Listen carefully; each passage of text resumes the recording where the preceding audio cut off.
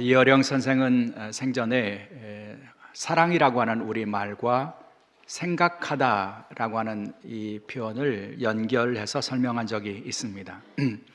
우리말의 사랑이라고 하는 것은 본질적으로 생각하는 것에서부터 온다, 이렇게 말해줘요.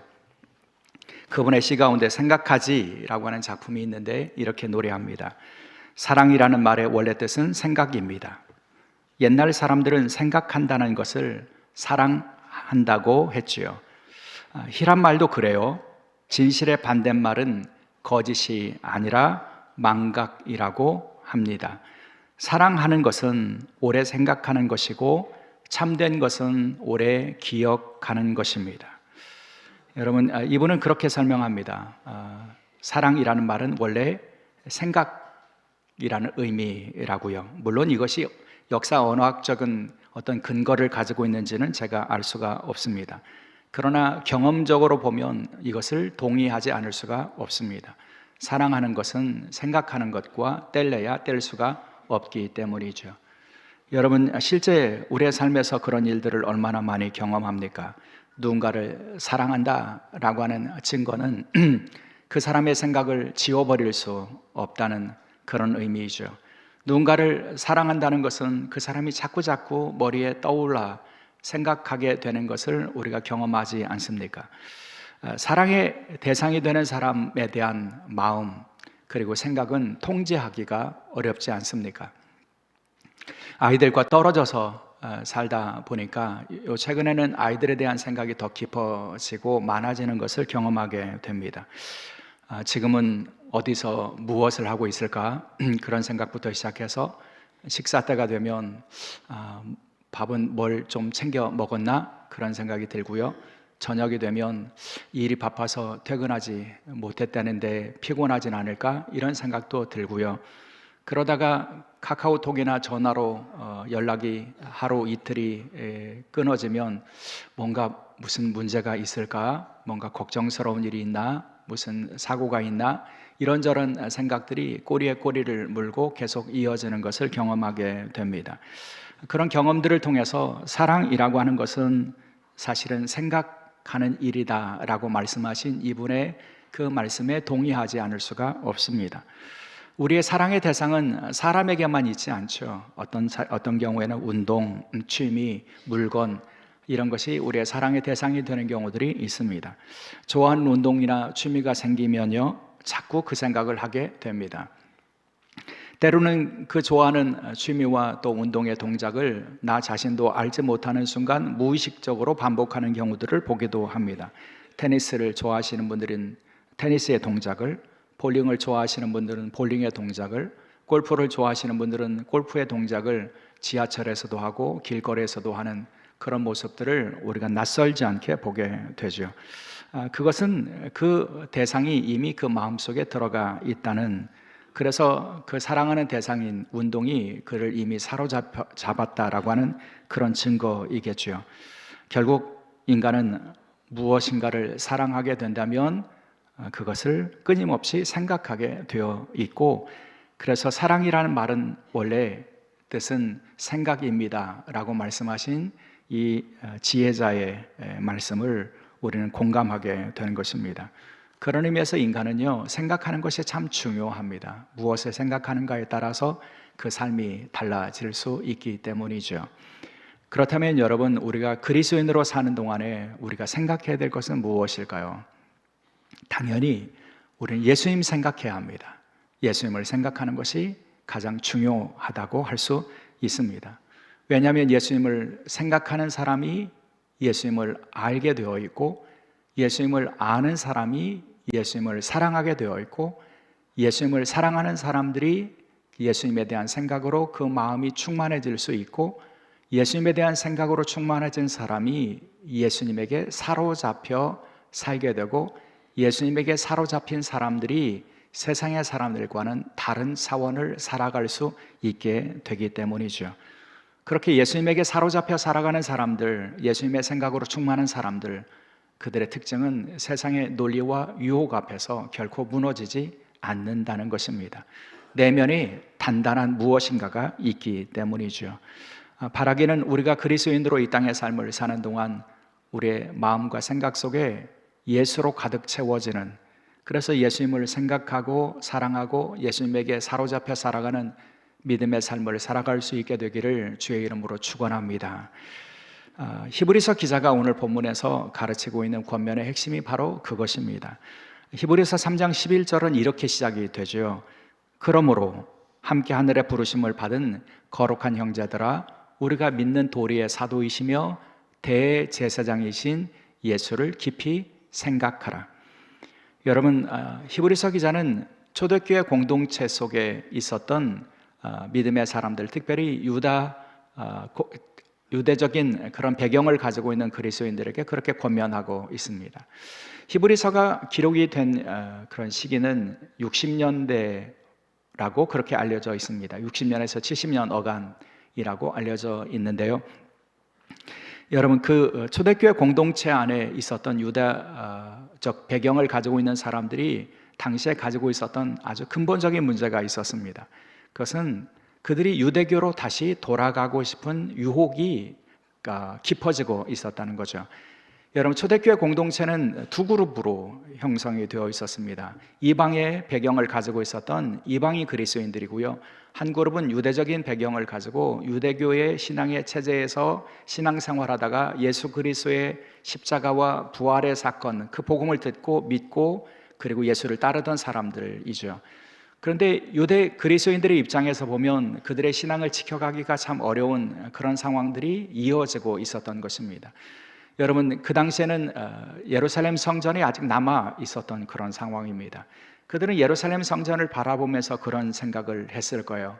저 화려한 성전이 내 신앙의 터전인데, 그 성전 안에서 드려지는 거룩한 예배에 참여하는 것이 하나님을 섬기는 더 좋은 확실한 방법인데, 이런 생각들을 갖게 되었던 거죠. 반면에 예수님을 믿고 따르는 것은 아무 눈에 보이는 증거나 확신이 없었습니다. 예수님을 믿는 사람들에게는 여러 변변한 예배처도 없었습니다. 가정에서 모여서 예배해야 했습니다. 그들에게는 어떤 종교적인 그런 제의나 혹은 그 엄격한 그런 예전이나 이런 것을 갖지 못한 상황이었습니다. 그러니 그들에게 예전의 것이 너무 좋아 보이던 그런 상황이 이어지고 있었던 거죠. 더군다나 유대교로부터의 핍박이 계속 이어지고 있었던 그런 상황에서 그들은 유대적인 신앙으로 다시 돌아가고 싶은 그런 유혹을 계속해서 겪고 있었고, 실제로도 유대 신앙으로 돌아가는 사람들이 생겨나고 있었던 그런 시점이었습니다. 그런 시점에서 히브리서 기자는 공동체 안에 있었던 유대 그리스도인들에게 그렇게 말씀하고 있는 겁니다. 예수를 깊이 생각하십시오. 여러분, 구원은, 하나님을 온전히 섬기는 믿음은 성전에서 오는 것 아니라고요. 성전 안에서 드려지는 거룩한 예전에서 오는 것 아니라고요. 여러분, 그 성전 안에 있는 그 예복을 입은 종교 지도자들이 주는 것이 아니라고요. 구원은 오직 예수 그리스도께로부터 오는 것이니 예수를 깊이 생각해야 한다고요. 그것이 히브리서 기자가 유대 그리스도인들, 다시 예전의 종교 형태로 돌아가고 싶은 유혹을 가지고 있는 그리스도인들에게 주는 권면이었던 것입니다. 그래서 깊이 생각하라 라고 하는 이 말씀을 강조하고 있는 것입니다. 여기 깊이 생각하라고 번역되는 이 헬라어 성경의 단어는 카타노에오라고 하는 단어인데, 이 말은 카타라고 하는 전치사와 노에오라고 하는 동사가 합해진 그런 말입니다.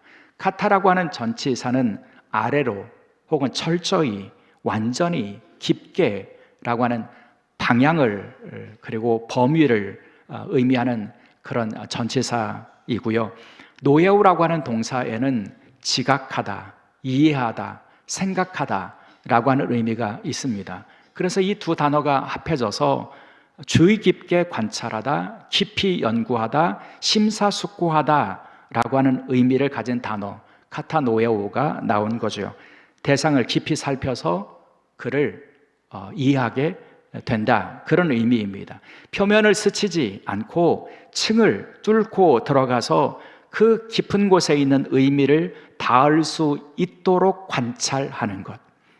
그러니까 예수를 깊이 생각한다는 것은 예수님의 표면적인 어떤 모습이 아니라 그분을 깊이 관찰하고 묵상하고 심사숙고의 대상으로 삼아서 결국에는 그분을 알고 그분에게 사로잡히고 붙들릴 수 있게 되는 것, 이것이 예수를 깊이 생각하다라고 하는 의미라는 것입니다.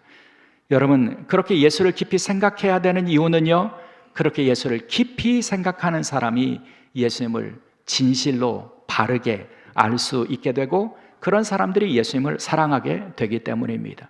그리고 그들은 예수님으로 그들의 내면이 채워질 수 있기 때문이죠.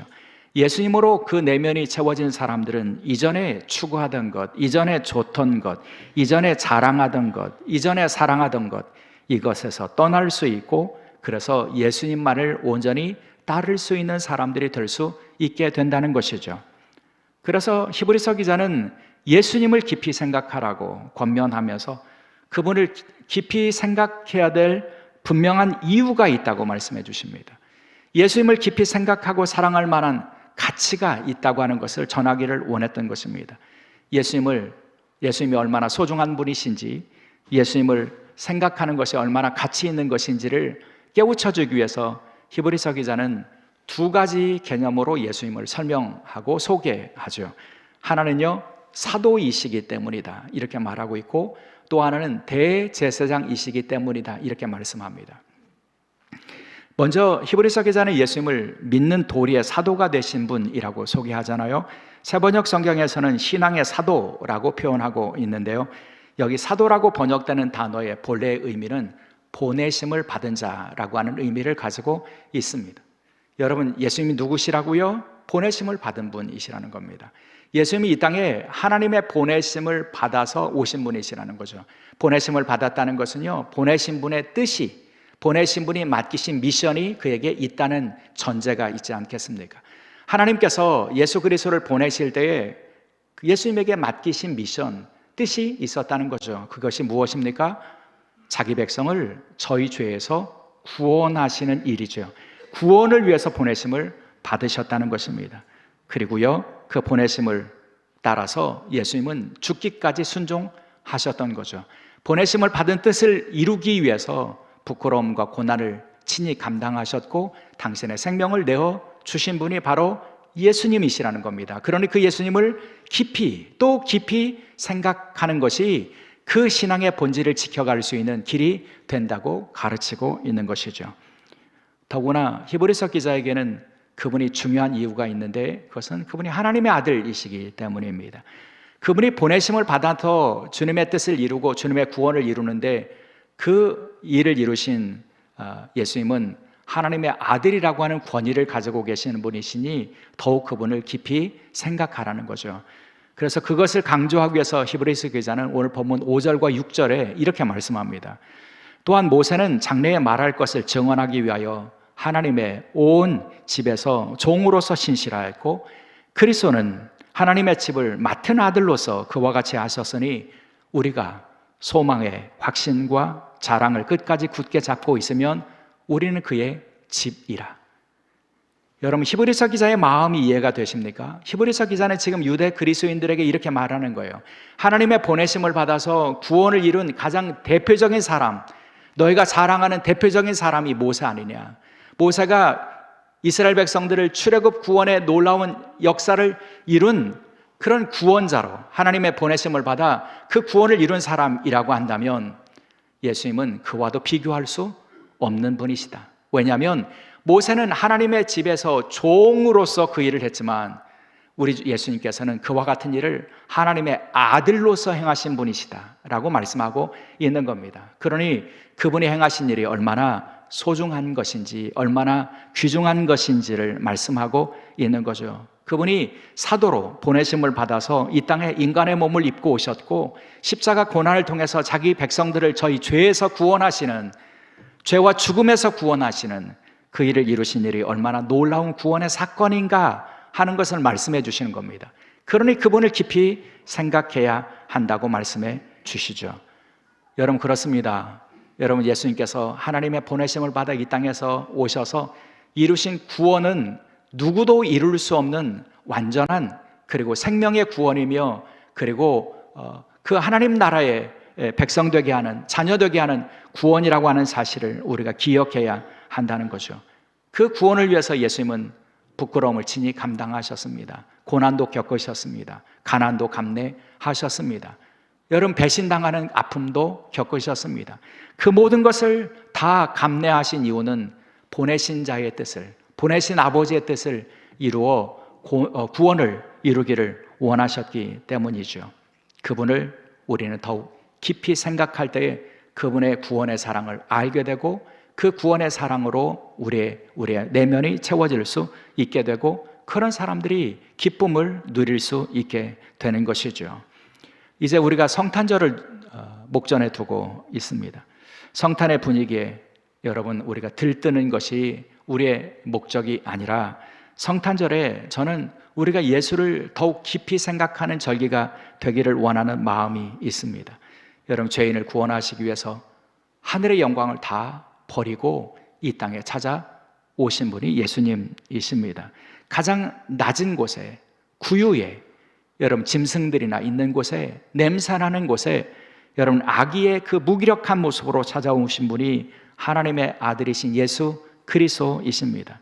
그렇다면 그분의 찾아오심이 얼마나 놀라운 사건인지, 얼마나 깊은 사랑인지를 우리는 성탄에 기억할 수 있어야 한다는 것이죠. 그렇게 예수님을 깊이 생각하며, 특별히 성탄의 이 절기에 예수님의 오심에 집중하여 깊이 생각하게 될 때에 우리는 그 예수님의 사랑을 깨닫게 되고, 그 깨달음이 주는 기쁨을 회복할 수 있게 될 줄 믿습니다. 더불어 여러분, 우리가 예수를 깊이 생각해야 되는 이유로 히브리서 기자가 제시하고 있는 것이 무엇입니까? 그분이 우리의 대제사장이 되셨기 때문입니다. 이렇게 말씀합니다. 여러분, 히브리서의 가장 중요한 주제 중에 하나는 예수님이 대제사장이 되셨다고 하는 그런 그 말씀에 있다고 할 수 있습니다. 히브리서 기자가 대제사장 되신 예수님을 강조하는 이유는 분명하죠. 유대 그리스도인들에게는 대제사장의 영적인 권위, 종교적인 권위가 익숙했기 때문입니다. 구약 성경에 의하면 대제사장은 어떤 일을 하는 사람들입니까? 대제사장은 단지 눈에 보이는 예배를, 예식을 혹은 제사를 집례하는 사람이 아니고요. 여러분, 제사장은 하나님과 인간 사이를 연결하는 중보자라고 하는 의식이 그들에게는 있었습니다. 그래서 그들에게는 대제사장이 중요한 것입니다. 인간의 죄를 대신할 수 있는 짐승의 피를 가지고 하나님 앞에 나가서 그 피를 드림으로 인간의 죄를 용서받는 일을 위해서 쓰임받는 사람, 그러니 인간의 죄를 용서하는 그런 일을 위해서 쓰임받고 하나님의 긍휼과 자비를 전하는, 하나님과 인간 사이의 중보자, 다리의 역할을 감당하는 사람이 대제사장이라고 그들은 믿고 받아들이고 있었던 거죠. 그들을 향해서 말씀하고 있는 겁니다. 그 대제사장이 누구인가? 완전하고 크신 대제사장이 누구인가? 너희의 눈앞에 있는 에봇을 입은 제사장이 아니라 바로 예수 그리스도이시다 라고 말씀하고 있는 거죠. 그래서 그 예수님이 대제사장으로서 얼마나 완전하신 분이신지를 전하기 위해서 히브리서 기자는 그 대제사장 되신 예수님 앞에 수식들을 첨가하고 있습니다. 2장에서는요, 2장 17절의 말씀, 그러므로 그가 범사의 형제들과 같이 되심이 마땅하도다.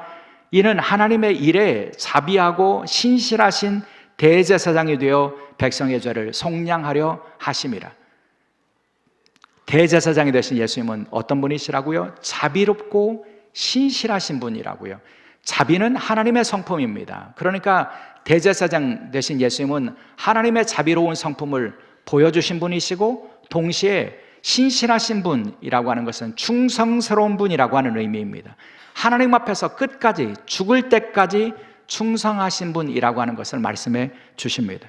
그러니 그 대제사장 되신 예수님이 다른 제사장들과는 비교할 수 없는 큰 대제사장이신 거죠. 그래서 4장 14절에는 이렇게 증언합니다. 그러므로 우리에게 큰 대제사장이 계시니 승천하시니 곧 하나님의 아들 예수시라. 우리가 믿는 도리를 굳게 잡을지어다.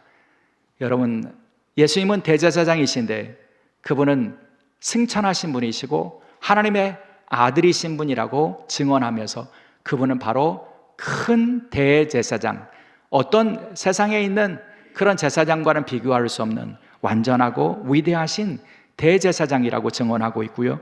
그분을 히브리서 기자는 또 한 걸음 나가서 영원한 분, 영원한 대제사장이라고 소개하죠. 6장 20절입니다. 그리로 앞서가신 예수께서 멜기세덱의 반차를 따라 영원히 대제사장이 되어 우리를 위하여 들어가셨느니라. 여러분, 예수님의 대제사장 되심이 완전하신 이유는 그분은요 영원한 대제사장이시기 때문입니다. 여러분, 히브리서 기자는 이렇게 말해요. 너희가 알고 있는 대제사장들이 있지. 그들은 영광스러운 직분을 가지고 있는 자들이지. 그러나 그들과 예수님이 다른 것이 있다, 이렇게 말하는 거죠. 뭐가 다를까요? 그들이 알고 있었던 대제사장들은 끝이 있다는 겁니다. 여러분, 아무리 영광스럽고 아무리 권위가 있어도 여러분, 그들의 대제사장직에 끝이 있습니다. 죽음이 있기 때문이죠. 사라질 때가 있다는 것입니다. 반면에 예수님은요 죽으셨지만 살아나셨고요, 승천하셨고요, 하나님 우편에서 지금도 우리를 위하여 간구하시며 대제사장의 직분을 감당하고 계시는 분이시죠. 그래서 그분을 영원한 대제사장이라고 부를 수 있다는 것입니다. 여러분, 그렇다면 자비롭고 신실하신 분, 크고 위대하신 분, 그리고 영원하신 분, 그 대제사장 되신 예수 그리스도를 깊이 생각하는 것이 맞다, 이것이 히브리서 기자가 권면하는 내용이라는 것입니다. 여러분, 그렇게 예수 그리스도를 생각하고 예수 그리스도를 주목하게 될 때에 그들에게 유혹이 되는 것, 성전의 화려함이든지 그 안에서 드려지는 제의의 엄격함이라든지 혹은 그들의 눈앞에 있는 대제사장의 영적인 권위라든지 그것으로 흔들리지 않게 되어 있다고 말씀해 주시는 겁니다. 그 유혹 앞에서 무너지지 않기를 원한다면 보이진 않지만 예수 그리스도, 그분을 깊이 생각하라는 것이죠. 사랑하는 여러분, 저는 이 믿음의 진리가 오늘 우리에게도 여전히 중요한 그런 의미를 가지고 있다고 믿습니다. 왜냐하면 이 땅에서 신앙생활 하시는 분들에게는 여전히 눈에 보이는 것이 큰 유혹이 되고 있음을 깨닫게 되기 때문이죠. 여러분, 우리는 신앙의 여정을 걸어가면서도 눈에 보이는 것에 좌우되고 눈에 보이는 것에 흔들리는 경우들이 얼마나 많이 있습니까? 여러분, 화려한 예배당, 크고 웅장한 예배당, 동선이 편한 그런 예배당, 이런 예배당이 훌륭한 예배당이고 큰 예배당이라고 여러분 우리는 받아들이는 때가 얼마나 많이 있습니까?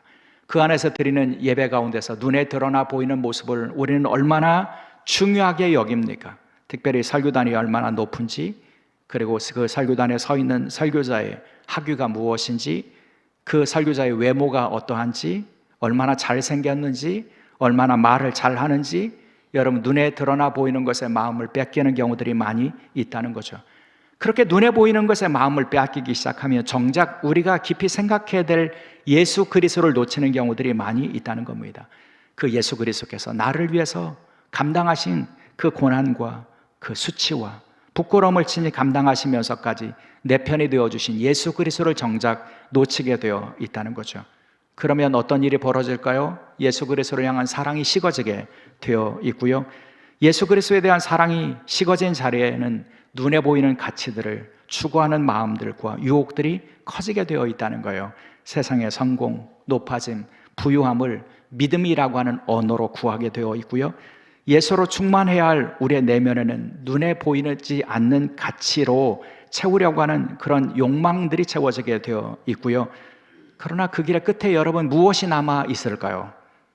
허무, 공허, 회환, 이런 것들이 남게 된다는 사실들을 우리는 놓치게 되어 있다는 거죠. 그런 의미에서 여러분, 우리가 회복해야 될 가장 중요한 것은 여러분 예수 그리스도여야 합니다. 예수 그리스도를 생각하고 사랑하며 그리고 그분에 대한 사랑으로 우리의 마음과 내면을 채울 수 있어야 한다는 것이죠. 그리고 그 주님이 보여주신 구원의 사랑을 굳게 붙잡을 수 있어야 합니다. 그런 사람들이 예수 그리스도로 충만해질 수 있고, 예수 그리스도로 내면이 단단해지고 충만해진 사람들이 외부에서 오는 유혹들을 이기고 온전히 구원의 길을 굳게 걸어갈 수 있게 될 것입니다. 저와 여러분이 이제 예수 그리스도를 생각하고 사랑하고 그분으로 충만해지는 그래서 외부의 어떤 유혹들, 눈에 보이는 유혹들을 이기고 승리하는 그 믿음의 길을 걸어갈 수 있게 되기를 간절히 소원합니다. 사랑하는 여러분, 사람은요, 이 땅에 살아가는 동안 수많은 생각들을 가지고 살아가게 되어 있습니다. 여러분, 사사키 후미오라고 하는 분이 나는 단순하게 살기로 했다라고 하는 책을 지었는데요. 그 책에 보면 이분은 사람이 하루에 생각하는 그 생각의 수가 6만 가지다 이렇게 얘기를 해요. 사람들은 수만 가지를, 6만 가지를 그 머릿속에 생각으로 품고 그 생각이 떠올랐다 사라졌다 하기를 반복하게 되어 있다는 거죠. 물론 과학적으로 증명할 방법은 없습니다. 그분의 주장이죠.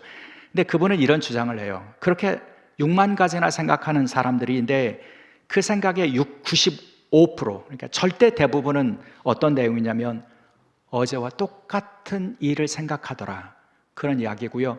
그리고 그 생각의 80%는 그나마도 부정적인 생각들로 채워져 있더라, 그렇게 지적을 합니다. 여러분, 우리가 생각을 많이 품고 살아가는 것처럼 보이지만 그 별로 의미 없는 것들, 어제도 생각했고 그 전날도 생각했고 그런 날들을, 그런 생각들을 품고 살고 그나마도 부정적인 생각들을 품고 살아가는 우리의 모습에는 결국에는 망상과 잡념과 번뇌로 가득한 그런 인생을 살게 되어 있다고 지적을 하는 거죠. 여러분, 그래서 사람은 생각하는 것이 중요하다고 할 수 있습니다. 특별히 믿음의 길을 걸어가는 사람들에게는 여러분, 그 생각이 중요합니다. 그 생각에 우리는 예수 그리스도를 품고 깊이 생각할 수 있어야 합니다. 그래야 우리는 예수로 충만한 삶을 살고 예수님을 사랑하는 삶을 살 수 있게 되죠.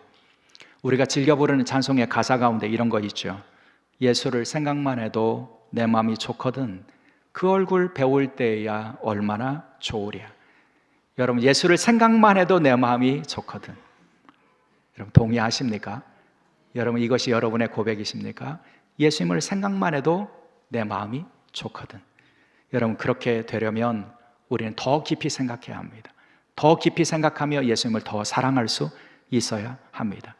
성탄절을 앞두고 있는, 대림절 마지막 주일을 보내고 있는 우리가 이제 이 시기에 감당해야 될 그런 신앙의 과제가 있다면 저는 예수를 깊이 생각하는 일이라고 믿습니다. 하나님의 아들이신 그분, 사도로 보내심을 받아서 신실하게 그 구원의 일을 이루신 예수 그리스도, 예수라고 하는 이름을 가지시고 자기 백성을 저희 죄에서 구원하시는 일을 위해서 낮아지셨고 천한 모습으로 사셨던 예수 그리스도, 가난한 이들과 함께 가난한 삶을 사셨던 그분, 그리고 십자가 고난과 부끄러움까지도 우리를 위해서 친히 감당하시는 사랑을 보여주신 예수 그리스도, 성탄은 그분을 깊이 생각하는 기회가 될 수 있어야 한다는 것이죠. 그럴 때 우리에게 진정한 성탄의 기쁨이 회복될 수 있게 될 것입니다. 금년 성탄에는 분주한 마음들, 분주한 생각들보다는 예수를 깊이 생각하는 그런 기회가 되고 그 생각 속에 주님이 주시는 그런 기쁨들이 회복되는 그런 절기가 될 수 있기를 주의 이름으로 축원합니다. 기도하시겠습니다. 예수를 깊이 생각하라고 하신 말씀을 저희들이 기억하기를 원합니다. 주님, 저희의 마음속에 헛된 생각들과 또 세상적인 가치들이 저희의 마음을 잠식하지 않게 하시고 저희를 위해서 기꺼이 사도라고 하는 이름과 대제사장이라고 하는 이름을 지켜가신, 그리고 지금도 지켜가고 계시는 예수님을 깊이 생각하고 그 생각 속에 예수님을 더 깊이 사랑하고 그 사랑을 통해서 예수님을 저희의 내면에 세우고 예수님에게 사로잡혀 살아가는 저희가 될 수 있도록 저희들의 믿음을 풍성케 하여 주옵소서. 감사하며 우리 주 예수 그리스도의 이름으로 기도드리옵나이다. 아멘.